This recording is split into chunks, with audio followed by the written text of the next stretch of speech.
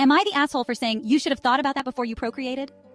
My ex and I have a 13-year-old daughter, Kit. Kit has several medical conditions that require a lot of attention. She will need some sort of in-home assistance for the rest of her life. While we have an aide to help a couple of days a week, it is still a challenge. The outcome of Kit's condition became clear when she was 2. At that point, my ex and I agreed we wouldn't have more kids because it wouldn't be fair to anyone. There'd be no way we could focus attention on 2 kids. Someone would lose out in this situation. We divorced when Kit was 5. We originally had 50-50 custody.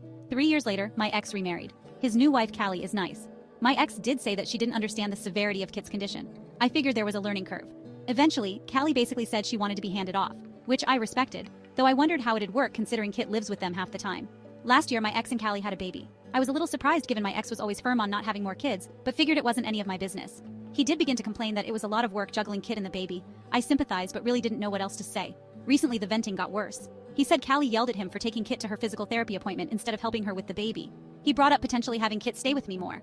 I wasn't entirely shocked, but it pissed me off. I said Kit was his daughter. He can't just abandon that responsibility.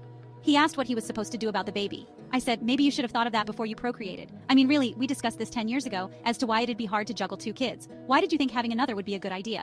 He got quiet and said Callie wanted a baby. I said that isn't enough of a reason, and maybe he should have thought harder before bringing more life into this world. The conversation ended with me saying I'd call my lawyer and we could arrange for him to have less custody, as I'd rather my daughter be properly cared for than be viewed as a burden. Callie called me that night very upset that I had made my ex cry and that I said her baby shouldn't exist.